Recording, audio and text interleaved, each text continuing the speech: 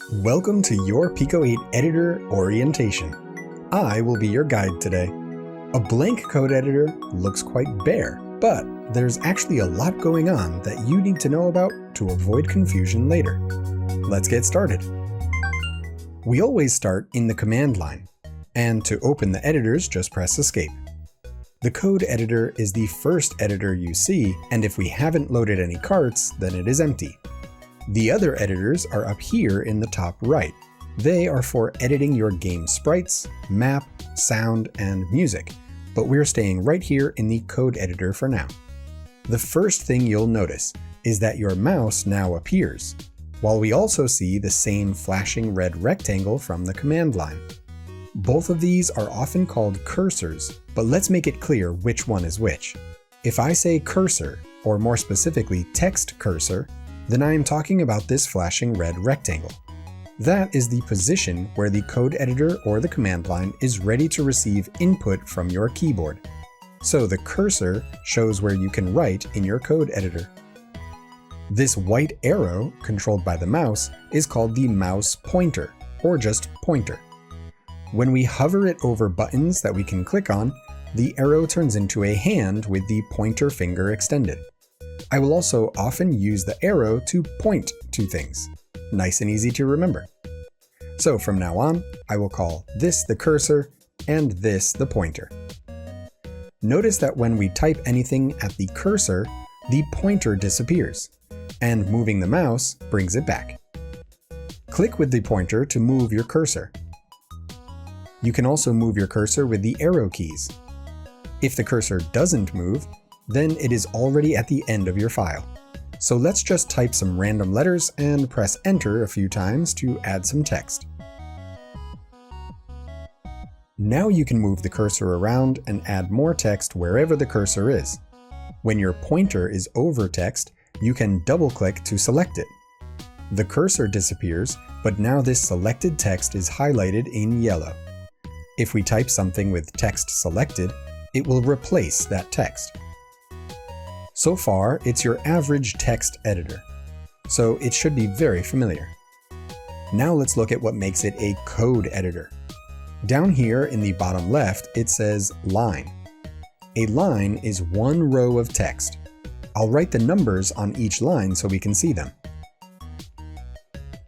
Many code editors show the line numbers on the left like this, but PICO-8 shows it at the bottom to save space on this small screen.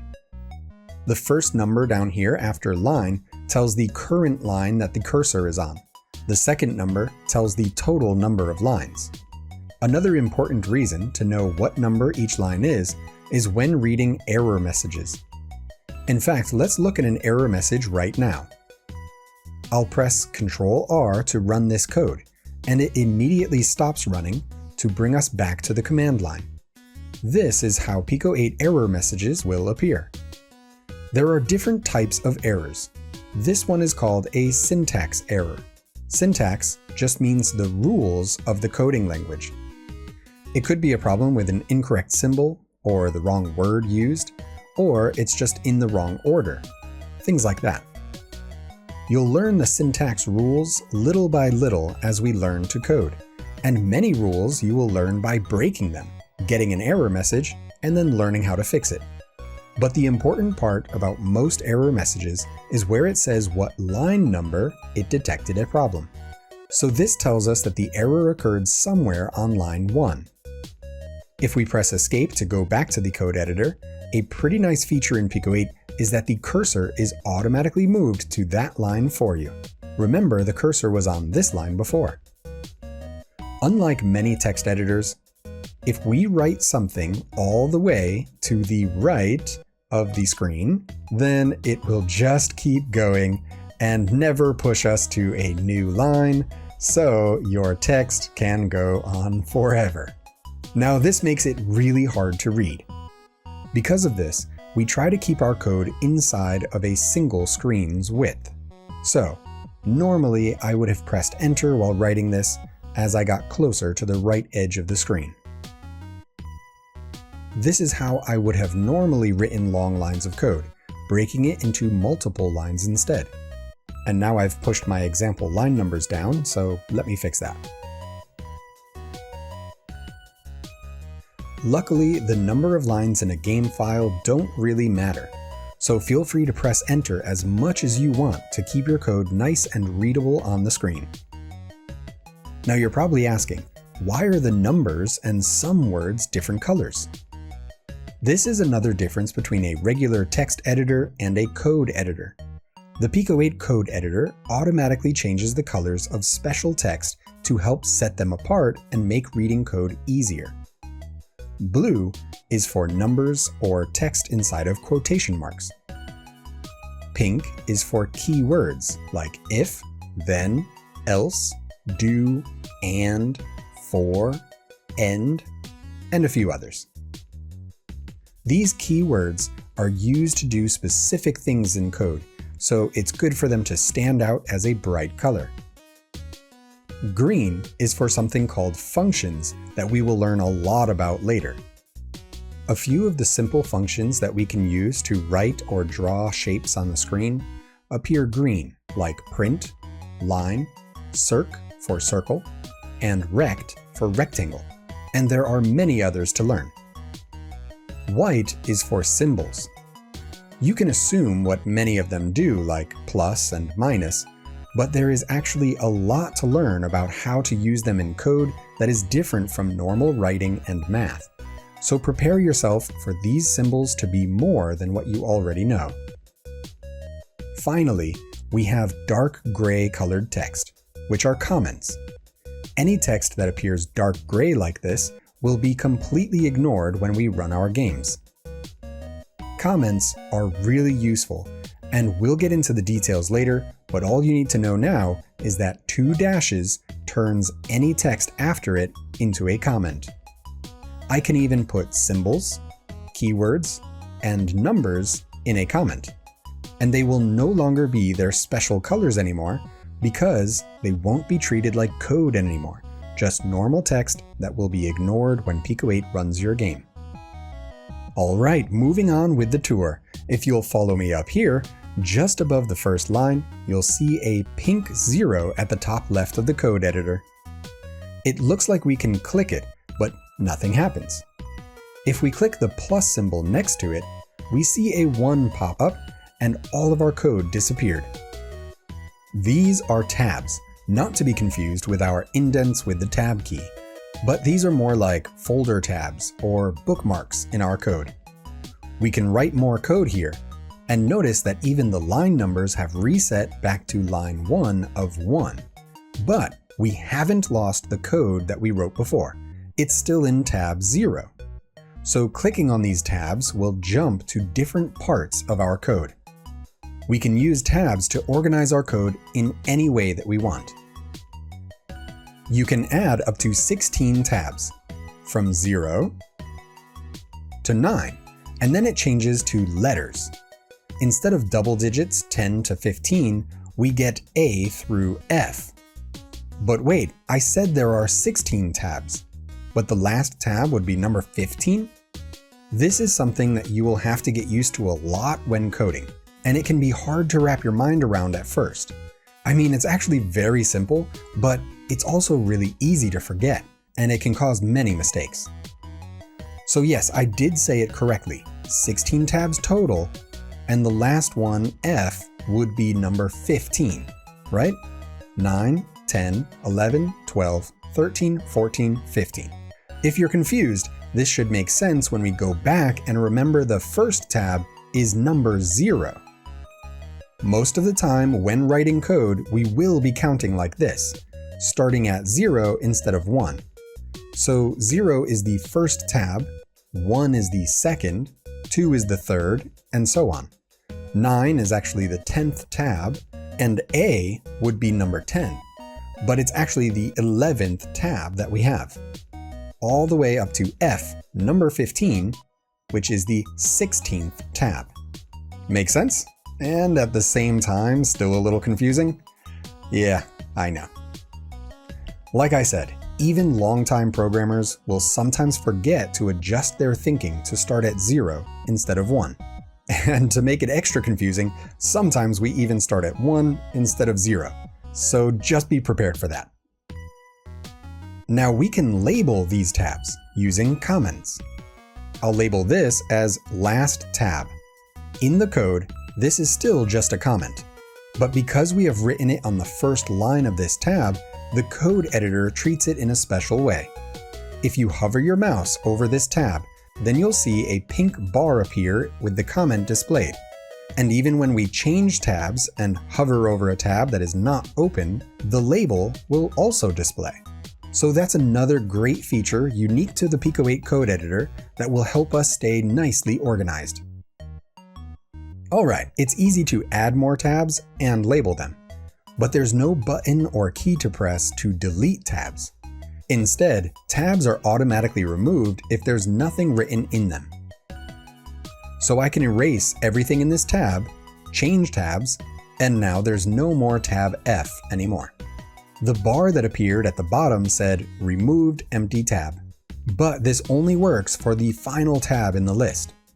So if I write something in this new final tab and jump to a middle tab, no tabs were removed, even though these middle tabs are empty. That's because PICO-8 knows there is something written in a later tab, so it will keep all tabs up to that final tab, even if there is nothing on these.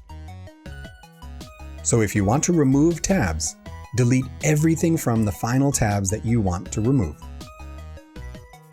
Okay, the final and most important thing you need to know about these tabs is that they are not separate PICO-8 files, and the code in different tabs are not actually separated in your game file. To demonstrate this, I'm going to label each of our tabs and number a few lines.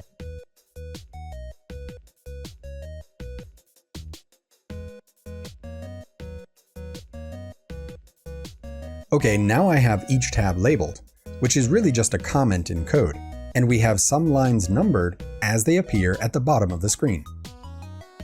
Next, I'm going back to the command line to save this cart in our nerdy folder, and I'll name it Code Editor Tour. Good. Now I'll use the folder command to find this game file. If you're following along in the Education Edition, then you can download the file when you save it, and open the folder you saved it to. Now I'm going to open this PICO-8 file in a regular text editor.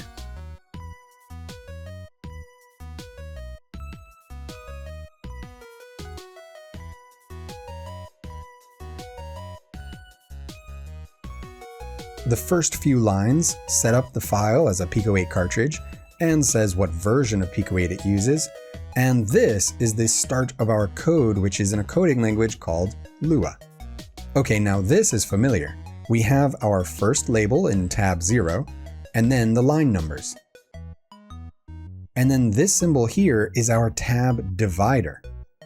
It starts with a double dash, so it is a comment, but then a greater than symbol and the number 8.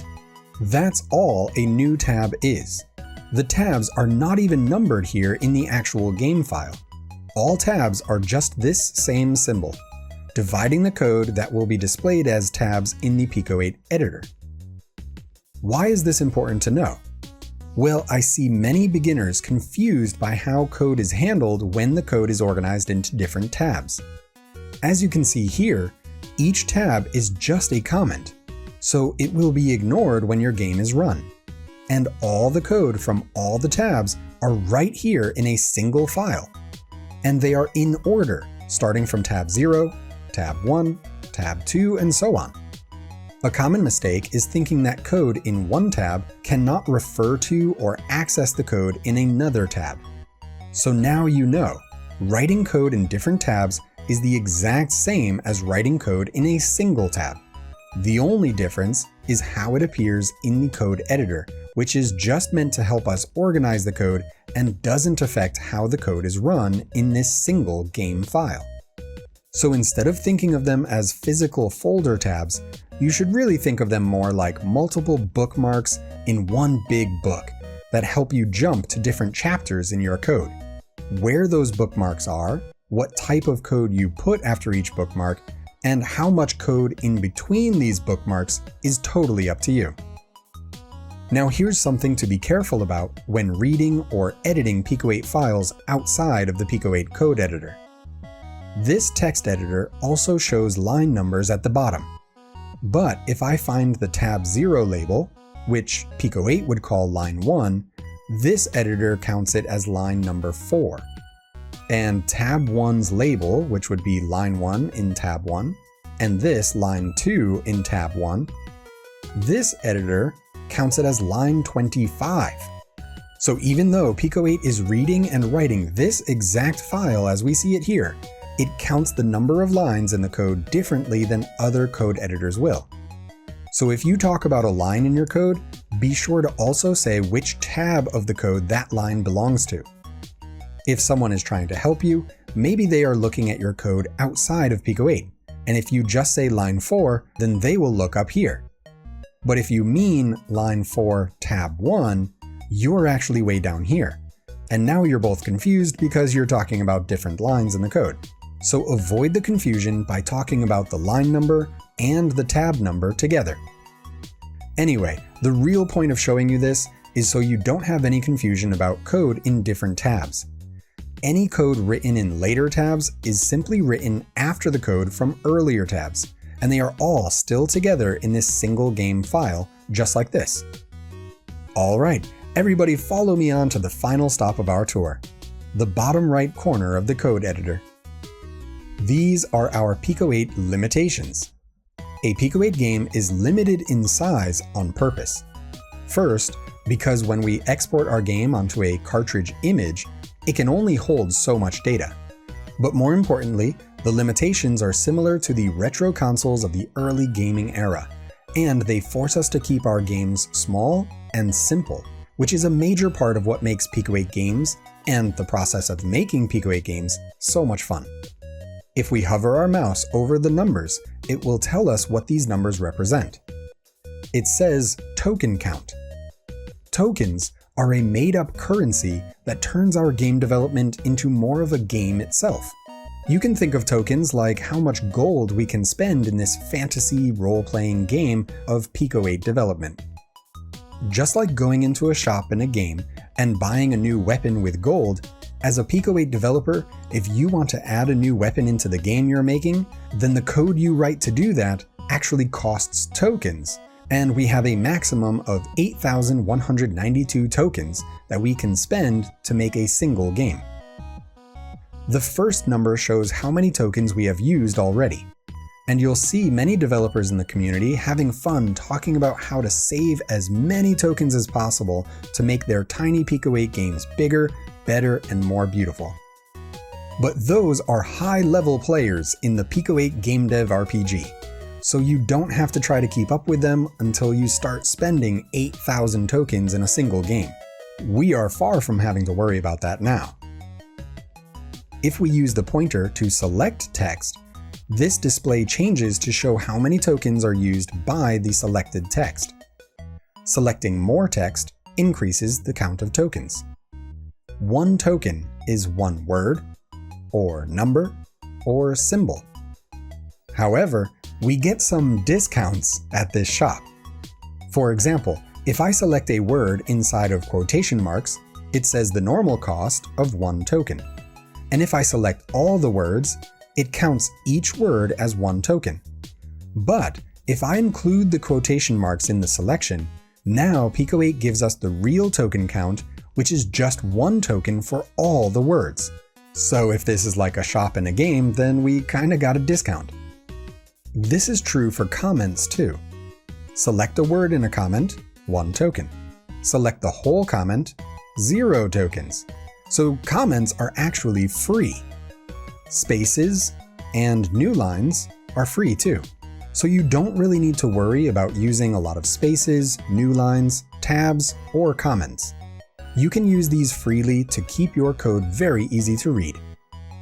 Even though they don't cost tokens, they do cost in other ways that are limited in PICO-8. If you click anywhere down at the bottom right of this bar, then we can switch to display the second limitation.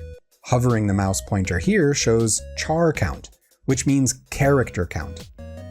If we don't have any text selected, then this displays the total number of characters we have written and the maximum characters that we are allowed to write in a single PICO-8 cart. Go ahead and select different text to see how many characters they cost. You'll notice that comments, spaces, tabs, and new lines are all counted, so they aren't completely free. But with a max limit of over 65,000, you really shouldn't worry about it until it becomes a problem. Click the limitations one last time to see the compressed capacity and a percentage displayed. This is how much your code fills the available space of a game cart after it is compressed. I told you don't worry about the tokens, don't worry about the characters, and you really don't have to worry about this compressed limit either. But you know what? This is a nice display to keep open so you can know when you do have to start worrying. I'd say it's easier to think with percentage than the numbers of the other limitations. If I ask you while you're making your game, how close are you to finishing? You'll probably think in terms of percentage like this. You might say, oh, I'm about 25% done adding everything I want to add. That's great. You can compare that idea with this display. If this shows 25%, then you are on track to finishing your game right within the limits. If it shows a bigger number like 70%, then you know you won't be able to fit your full game idea inside of one cart. Like I said, these limitations help us keep PICO-8 games nice and small, which helps us not get stuck in one project forever. So don't go trying to attack the big boss of making your dream game right away. You've just entered the PICO-8 RPG, and I'm here to guide you through the easy missions, where you are just collecting resources, improving your skills, and getting more gold and items little by little. When you are ready, I'll send you in to explore your first dungeon after you have the knowledge and skills you need to survive making your first simple games. And every game you make, even if it's not big, beautiful, and fun, is experience you gain to level up as a programmer and game developer.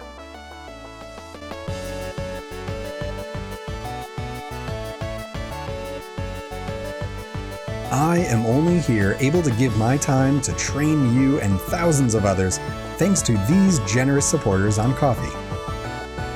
If you want to help support the next video and make sure that our content stays free for thousands of students around the world, then consider becoming a sponsor by clicking the link in the description. For more information and tutorials, visit our website, nerdyteachers.com.